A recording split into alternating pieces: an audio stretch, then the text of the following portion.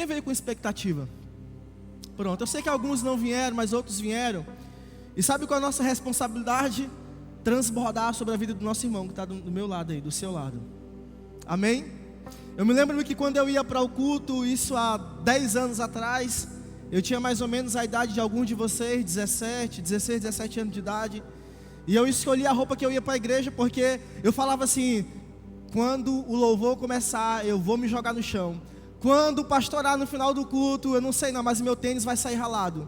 Porque o poder não estava em eu cair, mas aquilo que eu estava recebendo de Deus e como eu iria me levantar. Porque se a gente olhar para a Bíblia, a gente vai ver isso. A gente vai ver lá em Atos 2, Deus enchendo a sua igreja com a sua promessa, sim ou não?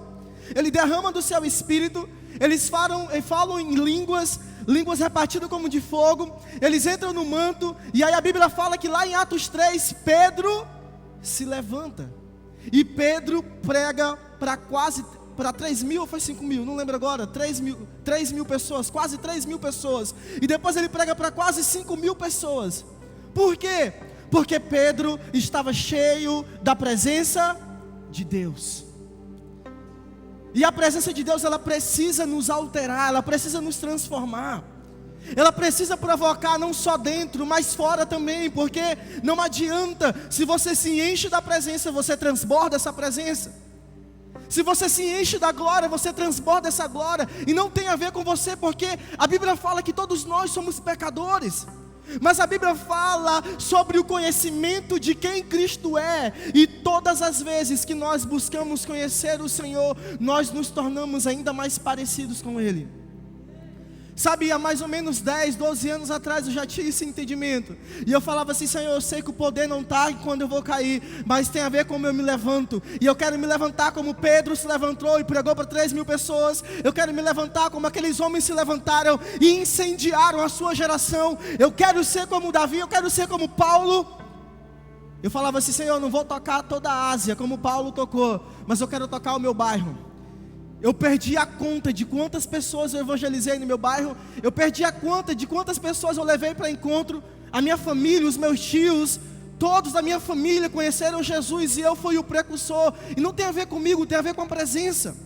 Tem a ver com a presença que você carrega. Porque se você quer transformar a sua casa, deixa Deus transformar o seu interior. Deixa Deus entrar na sua vida e bagunçar com aquilo que você achava que estava organizado. Deixa Deus colocar em ordem o que precisa ser colocado, as suas emoções, os seus sentimentos, os seus propósitos. Porque é somente nele que nos movemos, é somente nele que existimos, é somente por meio de Jesus que temos vida. A Bíblia fala que Deus mandou o seu Filho por amor a nós. E sabe o que aconteceu? Eu e você agora passamos a respirar. Passamos agora a ter um fôlego de vida que não nos daria somente um momento nessa terra, mas uma eternidade com Deus. E sabe o que é mais doido? Mais doido é que a Bíblia fala lá em João 17,3 que a vida eterna é conhecer Jesus. Eu não estou esperando por algo que vai acontecer, eu estou vivendo por algo que já aconteceu. Eu não estou esperando a grande vinda do Senhor, eu já estou vivendo o grande dia com Ele. Porque se esse é o conhecimento de Cristo, eu quero gastar tudo o que eu tenho amando o Senhor, lendo a minha Bíblia, fazendo as coisas simples dessa vida. Deixa eu te dizer uma coisa: marque o seu lugar de oração, marque o seu lugar de intimidade, para que Deus, por meio da sua vida, possa marcar uma geração. Sabe, o tema dessa mensagem é sedentos pela presença. E eu quero te dizer uma coisa nessa tarde, em nome de Jesus: seja sedento pela presença, na abundância, na escassez, nos tempos fáceis, nos tempos difíceis. Diga para o Senhor: Senhor, eu nunca quero perder esse desejo no meu coração pela Tua presença. Porque é ela que te sustenta, é ela que me sustenta, é ela que sustenta a sua vida. Sem a presença nós não construímos nada para Deus, nós só construímos algo para nós. Você pode ser um bom líder de célula nesse ministério, você pode ser um bom supervisor, você pode ser um bom pastor, e você pode construir uma glória para você e não para Deus. Porque tudo aquilo que não aponta para Ele é para nós, e isso não agrada o coração dEle. Agora, se você constrói com a presença, deixa eu te dizer uma coisa: você é cristocêntrico na sua caminhada. Você é uma pessoa que depositou toda a honra e toda a glória ao nosso Senhor Jesus. E sabe qual é a minha responsabilidade? Sabe qual é a responsabilidade do seu líder de célula? Preparar você para discipular a próxima geração. Nós precisamos ser bons discipuladores. Nós não seremos bons discipuladores sem a presença. Você sabia que você pode perder a presença? Paulo fala sobre isso. 1 Tessalonicenses capítulo 5, verso 19. Não apagueis o Espírito. Se ele fala que eu não posso apagar o Espírito, significa que eu posso perder, que eu posso apagar, que eu posso estar frio nessa caminhada. E sabe de uma coisa? A nossa caminhada com Cristo são vivida por estações. Eu preciso entender qual estação eu estou passando.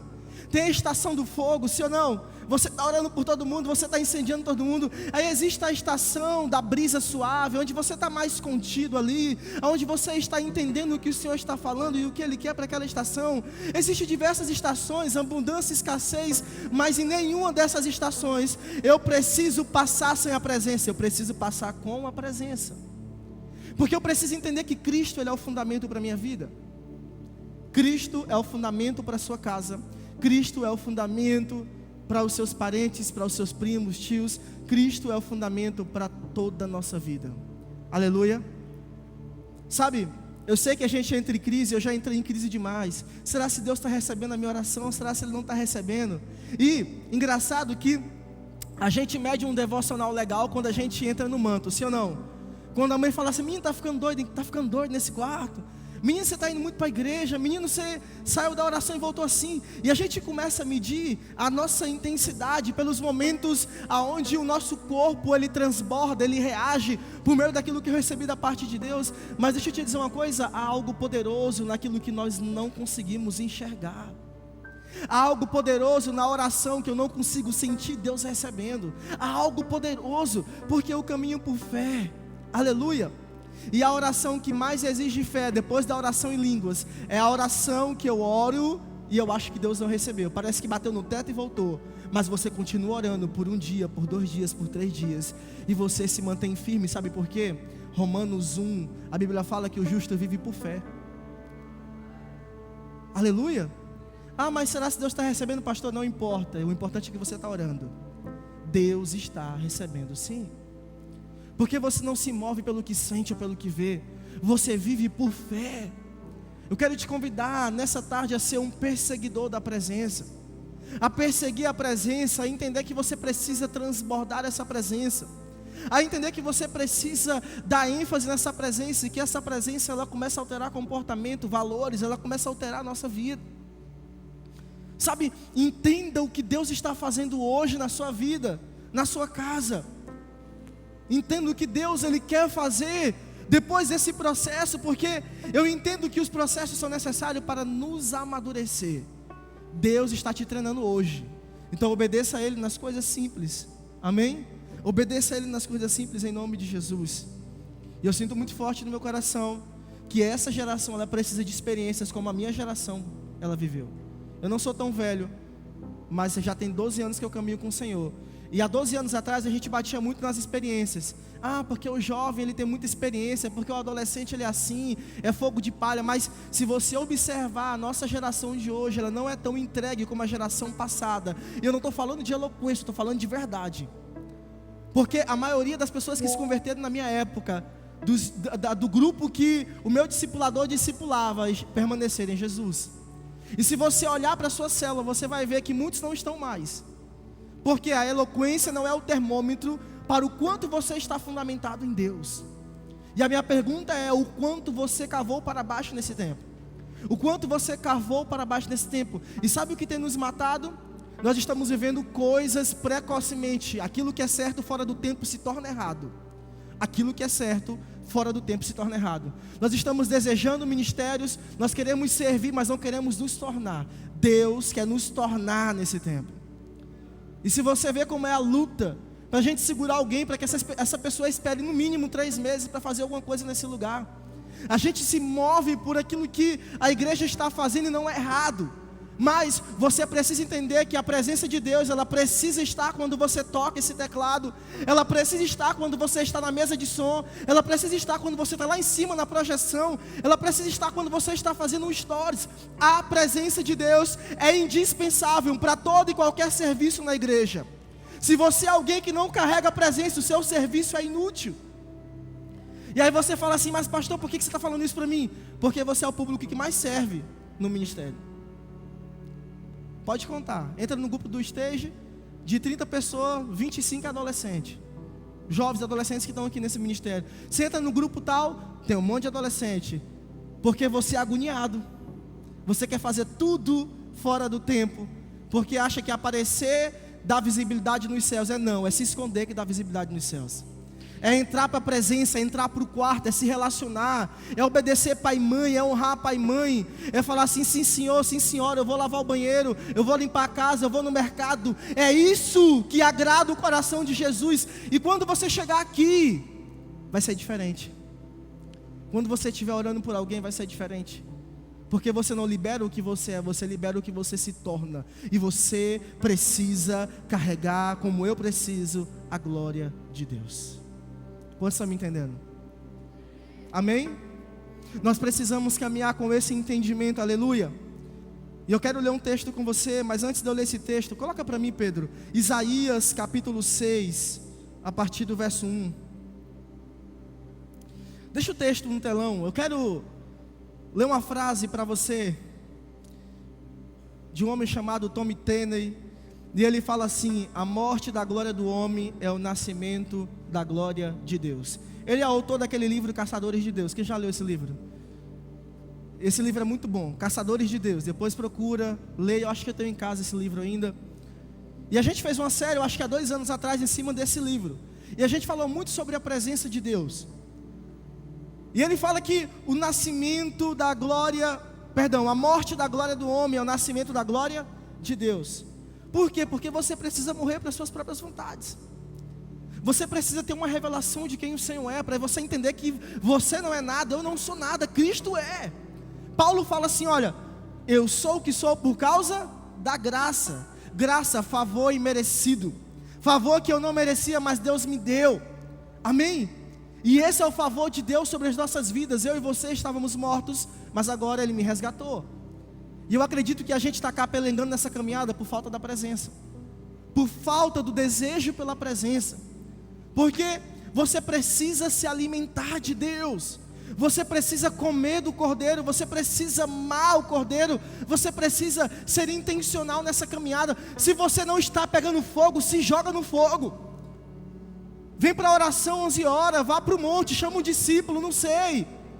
De alguma forma, se lance na presença. Vem para a oração segunda-feira. Senhor, eu estou tão friozinho, mas eu chegar lá, eu vou me incendiar, porque existem os meus irmãos que vão me afiar, eu não sei.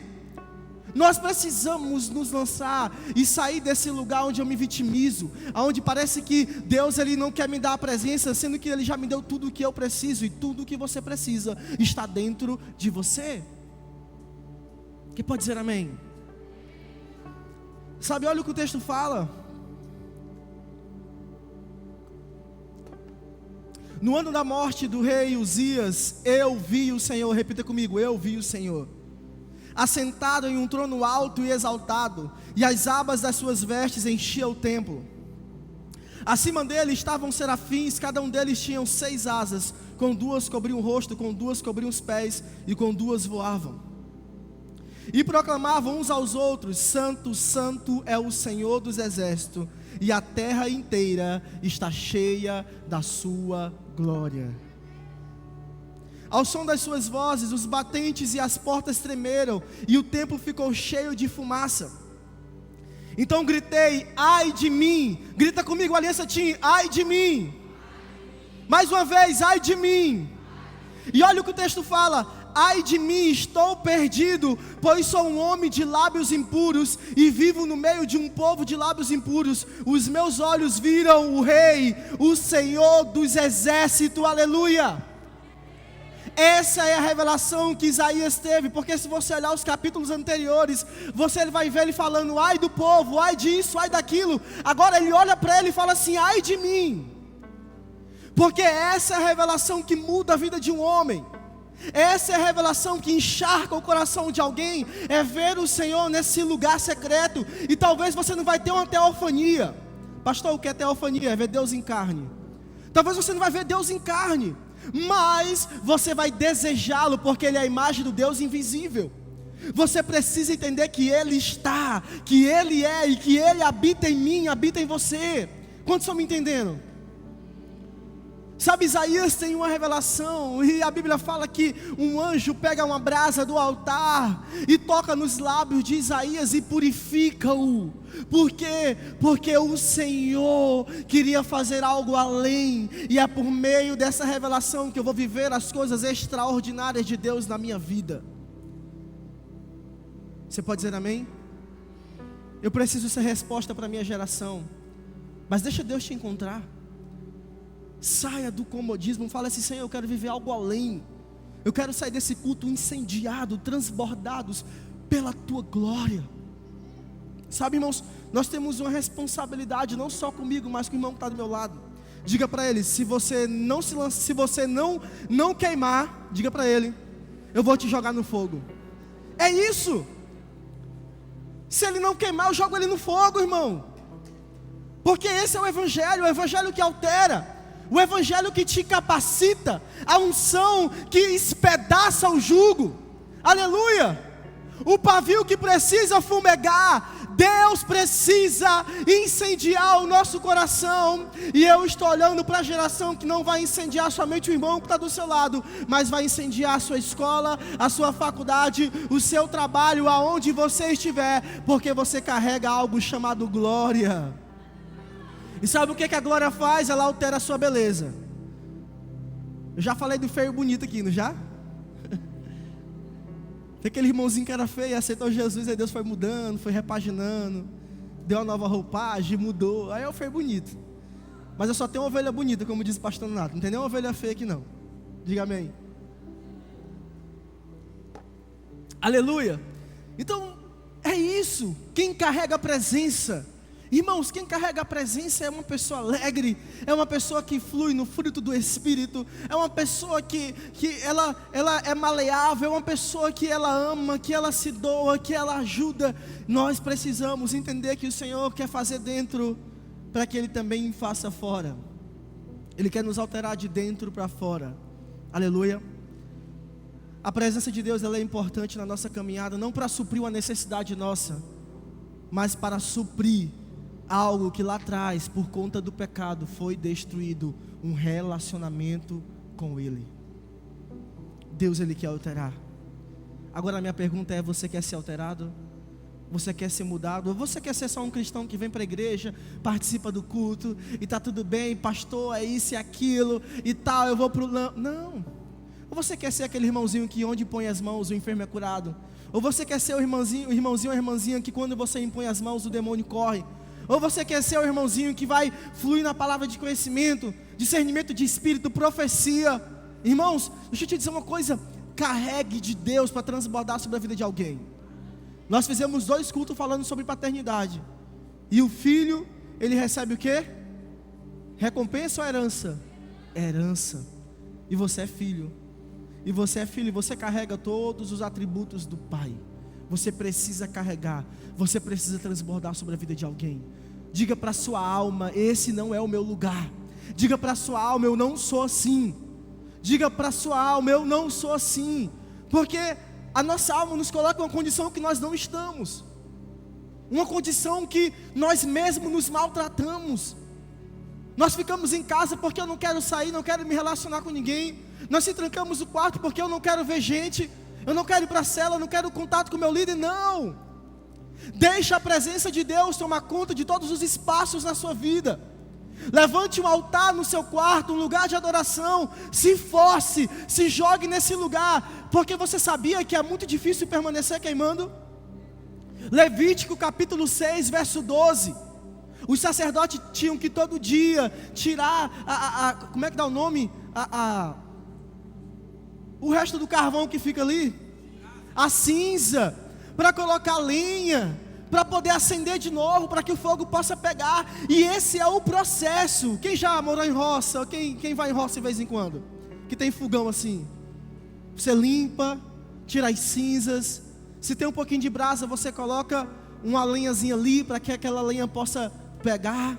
E todo dia esse é o processo. Quem disse que ia ser fácil?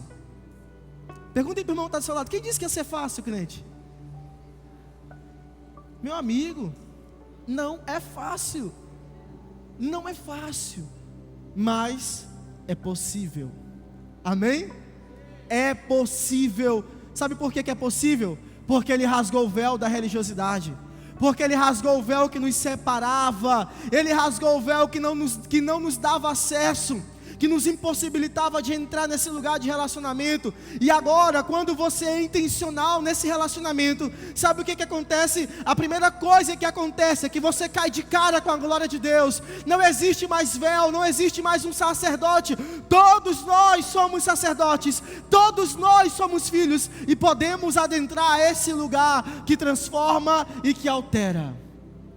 Deixa Deus mudar. Pergunte para Ele: Senhor, onde é que o Senhor quer mudar? Aonde que o Senhor quer alterar a minha vida? Todos os dias eu examino a mim mesmo: Senhor, o que o Senhor quer mudar? Aonde o Senhor quer mudar? E sabe, eu compreendo que todos os dias Deus vai alterar algo em nós, vai mudar algo em nós, vai aperfeiçoar algo em nós, e nós precisamos correr para esse lugar que transforma, que altera, que nos leva ao nível que nem imaginávamos que um dia iríamos estar. Sabe, a responsabilidade da sua vida não é do seu pastor nem do seu líder de célula. A responsabilidade da sua vida é sua. Aprenda a entender o lugar que pessoas têm no seu coração. Porque a gente acha: eu não mudei porque o meu líder não me mudou. Eu não mudei porque o meu pastor não. Crente, vá para o quarto, ora. O cara não lê Bíblia, a menina ou o menino não lê Bíblia, não ora e quer ser mudado. Ninguém é transformado sem leitura da palavra e sem oração. A Bíblia fala lá em João, eu acho que é capítulo 8, não lembro agora, ou é 14, que nós somos limpos pela palavra que Ele nos tem falado. Nós só somos alterados por meio da intimidade, do relacionamento com Cristo. Você precisa ler um versículo, e esse versículo vai te incomodar. Esse versículo ele vai martelar no seu coração, e você vai falar assim: eu sou tão ruim. Eu sou tão ruim, sim ou não? Aí você já leu esse mesmo versículo, mas aí você lê de novo. Aí sabe o que acontece? Você se espanta. Eu não sabia, eu nunca tinha percebido. Porque o nosso Deus é um Deus de novidade. Apocalipse 21:5. Deus faz nova todas as coisas. Quem pode dizer amém? Amém? Gente, nós precisamos entender que o gabinete, o discipulado, ele é essencial na nossa caminhada. Mas se você não tiver um discipulado com Cristo, o seu discipulado com o seu líder de célula não vale de nada. Talvez ele já se tornou até um psicólogo seu, mesmo sem ter formação. Porque você está acostumado a confessar pecado, mas nunca se posicionou a respeito do pecado que você confessou. E isso não é arrependimento, isso é remorso. Arrependimento, você não comete mais aquilo que você fez. E isso é arrependimento. De forma muito pontual. Arrependimento é quando você não erra mais as coisas que você errou. Aí sim você se arrependeu. Quem está me entendendo? Estou pegando pesado não, né? Nós precisamos crescer no discipulado nesse tempo. E a presença ela é muito importante nesse processo. Porque a Bíblia fala que quando Jesus foi, na sua ascensão, Ele mandou outro. Ele mandou quem? O Espírito Santo. E agora o Espírito Santo, Ele é conselheiro, Ele é advogado, Ele é intercessor, Ele nos ajuda. Mas a gente esquece que Ele corrige. A gente só quer o advogado, a gente só quer o intercessor, a gente só quer aquele que sente ciúmes. E é até legal: poxa, o Espírito Santo sente ciúme de mim, que legal, alguém me ama nessa terra. Mas Ele nos corrige, Ele é um professor. O Espírito Santo, Ele nos alinha às verdades do Evangelho. Tito 2:11. Amém? A graça se manifesta salvadora, mas depois ela nos corrige a caminhar de acordo com a vontade de Deus. E eu te pergunto: será que nós temos glorificado a Jesus na nossa escola, na nossa casa, no nosso trabalho, na nossa família? Quando ninguém nos vê, será se Cristo é glorificado por meio da nossa vida? O que há dentro do seu coração? Ou você ama você mesmo, ou você ama Deus. Não tem como, você precisa escolher. Porque quando você ama Deus, você entrega tudo que você tem nas mãos dele e diz: Senhor, faz na minha vida, muda a minha história. Eu quero ser transformado para transformar. Aleluia. Entrega os seus sonhos para Jesus. sua faculdade, tudo que você tem. Amanhã tem Enem. Eu acho que esse é o motivo de alguns não estar aqui também hoje. Entregue essa prova nas mãos do Senhor. Eu sei que alguns não vêm, eu estava até comentando, né? O menino não estudou o ano todinho e a mãe não deixa ele sair de casa porque tem Enem amanhã. Mas eu já descobri, vocês saem do culto e chegam em casa tarde, alguns, né? Meia-noite, 1h da manhã. Vem para a célula, nem vem às vezes. Foge. Vocês vigiam, viu, gente? Aí o pai não quer mandar para o culto, e aí o pastor pensando que é por causa do culto de 2 horas. Não, é porque vocês tem outro rolê depois daqui, né? Deixa eu dizer uma coisa para vocês, não minta para os pais de vocês, no nome de Jesus. Porque quem carrega a presença fala a verdade. Não minta para os pais de vocês em nome de Jesus. Minha mãe me dizia assim, meu filho, doa o que doer, a verdade é a verdade e pronto. Por mais que você apanhe, por mais que você fique com as marquinhas na perna, você vai apanhar, mas falou a verdade, porque você não negligenciou o seu caráter. Você não deixou a mentira entrar. Aí você fala assim, pastor, mas eu sou homem de Deus, eu oro, eu intercedo, eu faço um monte de coisa, mas não falo a verdade para o pai nem para a mãe. E aí? Você precisa andar em equilíbrio, amém? Caráter, mover do Espírito Santo. É importante. Então pare de mentir para os seus pais. Não estou falando que é todos, mas tem alguns aqui. Eu sei. Amém?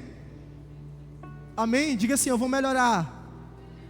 Isso é discipulado, gente.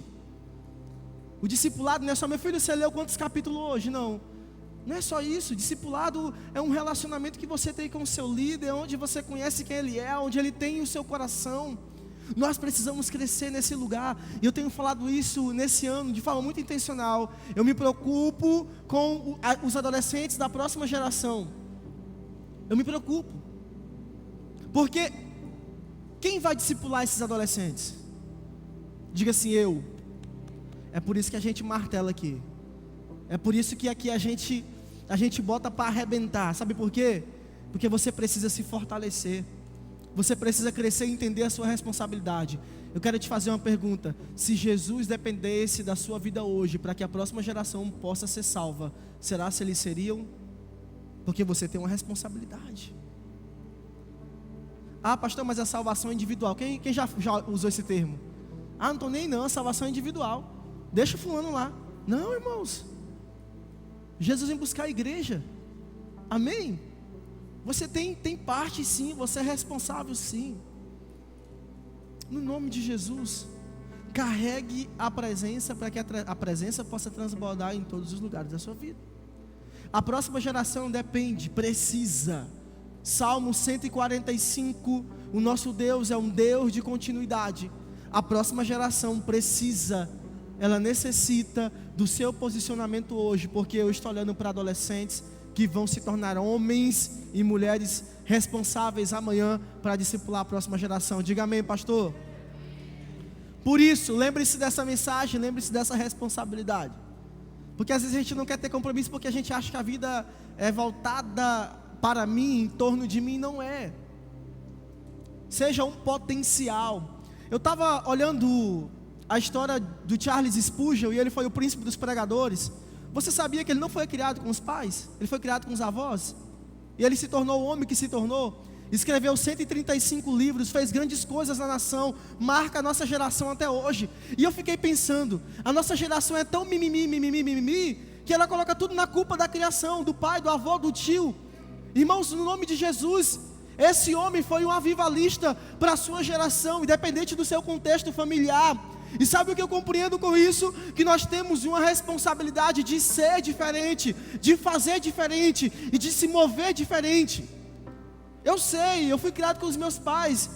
Eu não consigo sentir o que você sentiu, a dor que você sentiu, mas eu compreendo que o Evangelho, ele lança fora tudo isso, a amargura, o medo, a incapacidade. Você é capaz e você pode fazer muito mais do que eu estou fazendo, muito mais do que Charles Spurgeon fez. Sabe por quê? Por causa de uma promessa.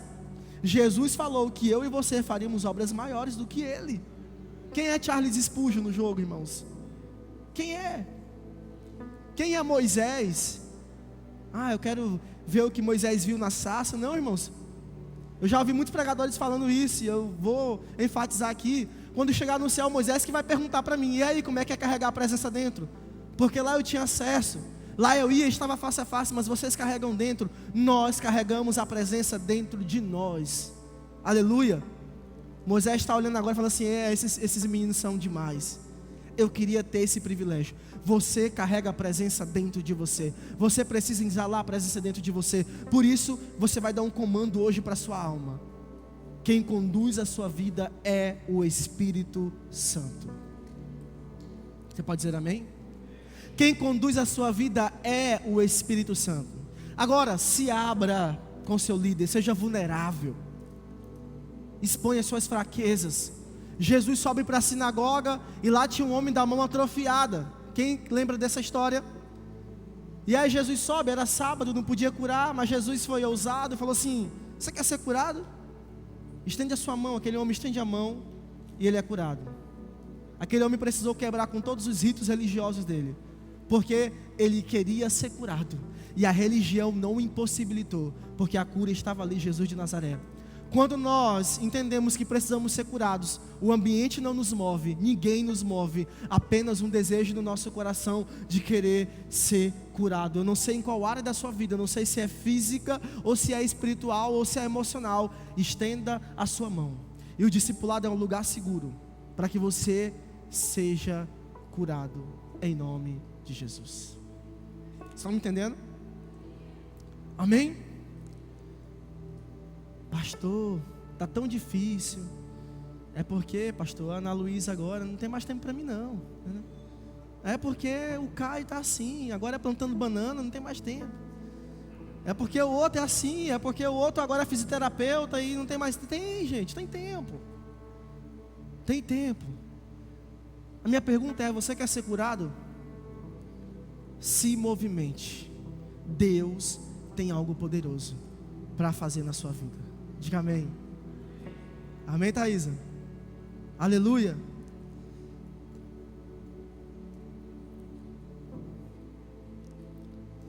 Sabe, a presença de Deus na antiga aliança, ela não era para todos, apesar de estar no meio de todos. Porque quando Adão, ele peca juntamente com Eva, e eles são removidos, a presença é removida do meio deles, e agora eles se escondem, sentem vergonhas, estão nus. Todo mundo sabe dessa historinha. E aí você vai ver Deus, de alguma forma, mudando algumas coisas para que a presença estivesse ali no meio do seu povo.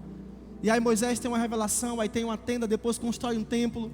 E a gente vai ver isso oscilando muito, e a gente vai ver que dentro desse templo existia o átrio, o lugar santo e o santo dos santos. E só quem podia entrar era o sumo sacerdote, nem todos poderiam entrar. Nós não teríamos esse privilégio. Se fosse nos dias de hoje, sabe quem ia entrar? Só o pastor Nonato, pastor Lucas, pastor Elisa, pastor Jesus.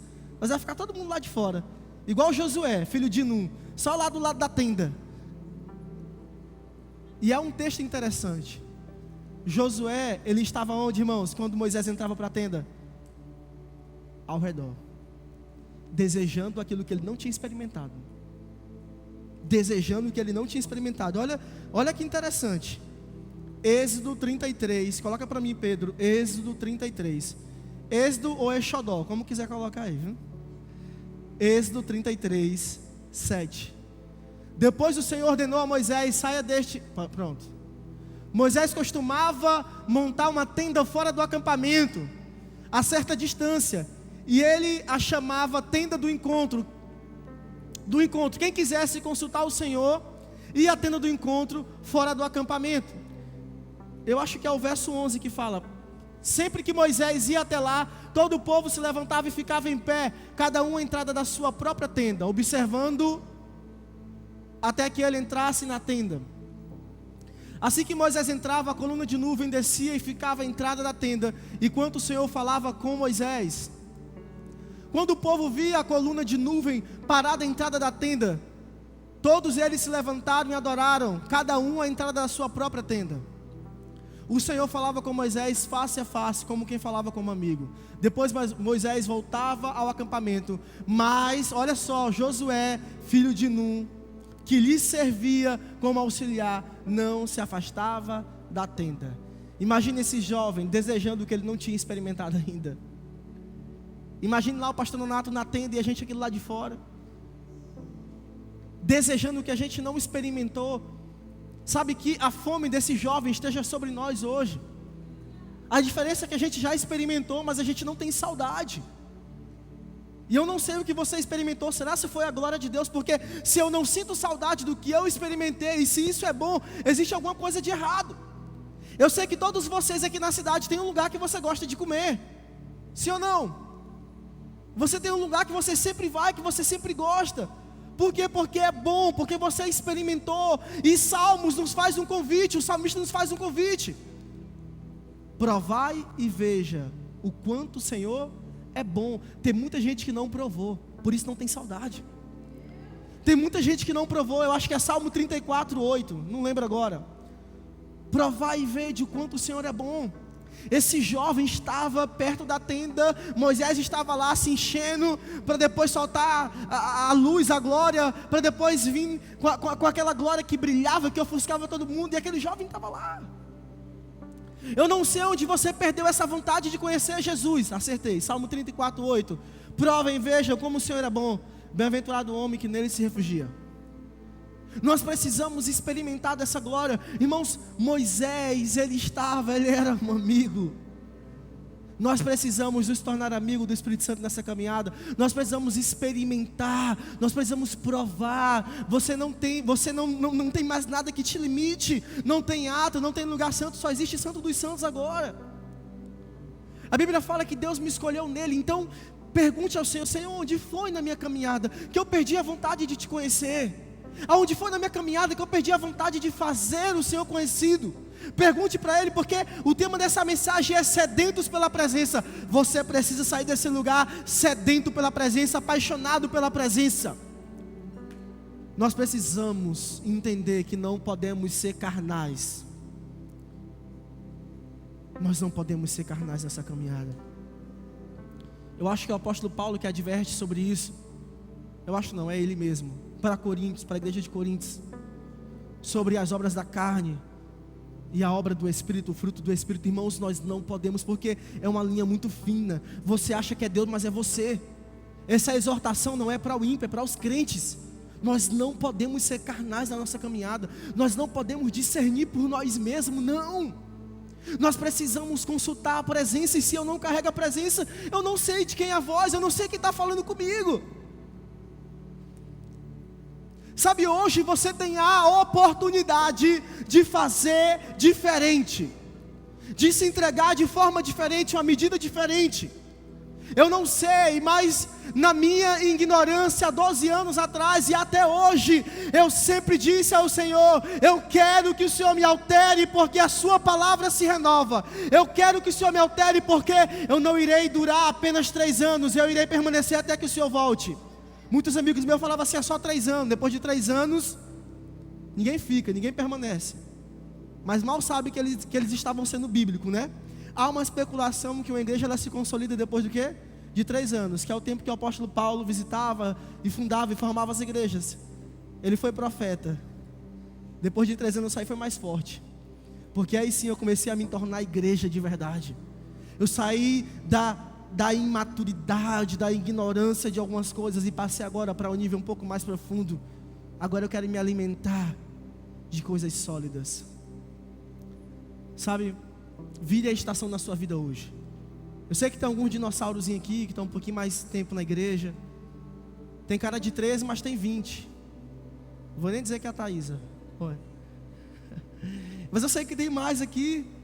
Vire uma chave na sua vida. Senhor, eu quero viver o tempo certo na minha vida com o Senhor, no ministério certo, no lugar certo, para a honra e glória do Teu nome. Eu não quero me mover pelo que vejo, mas pelos Teus propósitos para a minha vida. Se levante hoje, chegue para o seu líder e fale assim: eu quero discipular alguém, eu quero que você me levante, eu estou aqui, eu quero ser tratado, eu quero ser curado, eu quero ser diferente. Eu não quero só ocupar uma cadeira nesse lugar, mas eu quero transbordar sobre aqueles que estão próximos de mim. Deixa eu ser útil nesse ministério, deixa eu ser útil nessa caminhada. Você vai correr para o seu quarto, você vai pedir para o Senhor: Senhor, me muda onde eu preciso mudar. Gente, alguém já fez isso na vida? Entrou no quarto, está diante da presença, está com a presença e começou a notar o que você precisa mudar? Eu já fiz muito isso, faço até hoje. Eu quero te desafiar, chega no seu devocional e fala assim, onde é que eu preciso mudar? Vai anotando. Se for preciso, um caderno, se não der um caderno, pegue mais outro. Entendeu? Vai anotando. Uma folha, bote mais outra, vai anotando. Pergunte para o seu líder, onde é que eu preciso mudar? Pergunte para o seu amigo, pergunte para sua mãe, para você ver. Pergunte para sua mãe, mãe, onde é que eu preciso mudar, mãe? Vai anotando. Se desafie. Fale, eu quero ser diferente, eu vou fazer diferente. Amém? Nós vamos ser eloquentes, diga amém. Mas vamos ser maduros e responsáveis com o nosso caráter diante da sociedade, diante das pessoas. Nós vamos carregar as duas coisas, a paixão eloquente de um adolescente incendiado, mas a maturidade daqueles que têm cabelos grisalhos. Sabe por quê? Porque nós somos a geração que vamos mudar completamente a história da nossa casa, da nossa família, dos nossos amigos, da nossa faculdade, aonde nós estivermos. Aleluia, eu posso ouvir um amém? Não vou mandar você bater no peito de ninguém não, porque dói, entendeu? Mas trisca nessa pessoa aí, sacode ele e fala assim, é você que vai mudar a história da sua família. Eu já discipulei muita peça, muita gente difícil. E aí, eu me lembro que lá em Marabá, eu morava num bairro considerado zona periférica, né? Bairro São Félix. Você vai ver até nos memes, Amapá e São Félix, né? E eu cuidei de muita gente difícil, muita gente que roubava, matava. O meu pai, ele cuidava, ele tem um projeto social e a gente recebia muita gente do Cian, que são os menores infratores, então a gente lidava com esse tipo de pessoas. E Jesus quer alcançar elas, amém? Irmãos, eu olhava para o contexto familiar de alguns dos que eu discipulava e eu não via esperança somente naquele cara. Eu falava, a responsabilidade é tua. Deus te chamou, Deus te trouxe, você vai incendiar a sua família. E Deus precisa de um para mudar a história de alguém. Amém? Deus precisa de um. O seu sim hoje pode mudar a história da sua casa. Tem alguém assim que você é o primeiro no evangelho? Levanta a mão só para me ver você. Pois você é a resposta para a sua casa. Você é a resposta para a sua casa. Não desista. Não desista. Depende de você. Depende de você. Nós precisamos transportar a glória, carregar a glória de forma responsável, não empurrar com a barriga, não empurrar de qualquer jeito, não pôr a responsabilidade a alguém, mas ser a resposta para essa geração, dizendo, Senhor, sobre os meus ombros eu assumo a responsabilidade. Eu sou novo na idade, mas eu sou grande na fé, porque eu acredito em você que pode mudar a vida de alguém. Diga amém. Eu poderia passar horas pregando para você sobre isso, mas eu quero convidar você a ficar de pé agora em nome de Jesus.